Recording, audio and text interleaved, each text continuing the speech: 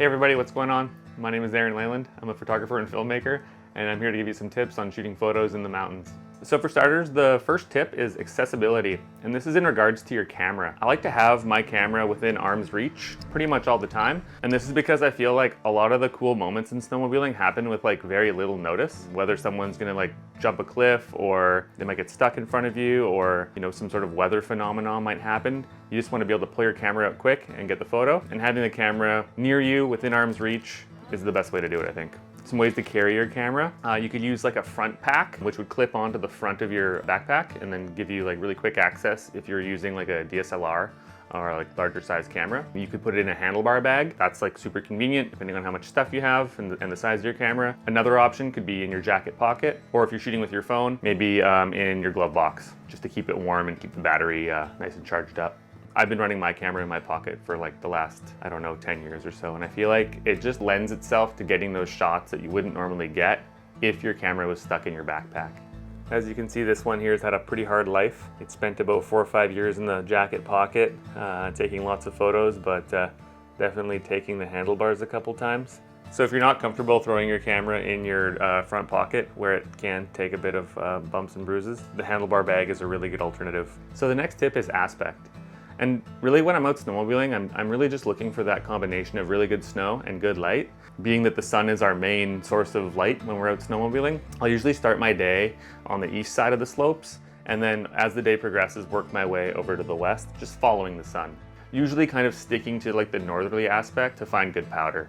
And also aspect isn't as important when it's a cloudy day because the light is completely diffused, you almost have no shadows. You can really ride almost anywhere. Whereas on a sunny day, I'm going to put more consideration into what slopes I'm riding. So along with aspect comes light direction. So the direction you point your camera in relation to the sun will have a huge impact on how your photos turn out. And when I'm looking for a feature, I'll take the aspect into consideration, the direction I'm pointing my camera and where the sun is. Oftentimes I'll like loop around a feature and just try to see where the light's falling on it to try to find an interesting lighting setup. Something with shadows or texture. There could be a cool mist in the air, some sort of atmospheric thing happening. Maybe a cool horizon or mountain backdrop. So the next tip is just time of day. I've just found that most of my favorite photos usually come from early in the morning, the first couple hours of riding in the morning, or later in the afternoon into the evening into complete darkness, like trail ride out. There's nothing to say that you can't shoot midday. I usually take that time to ride for myself.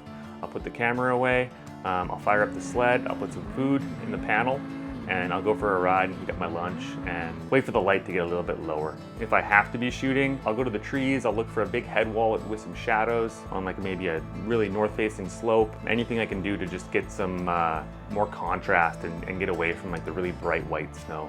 So as far as gear goes, these tips kind of lend themselves to any sort of camera system you might have, whether you're shooting like DSLR medium format or your smartphone. You can only fit so much stuff in your pockets or in a handlebar bag or in a front pack. So with that being said, the cameras I like to use are like a smaller sized interchangeable lens camera. I'll often bring 2 lenses with me, having a wide angle and a telephoto lens. They're very similar to like the lenses you'd find on like a modern smartphone.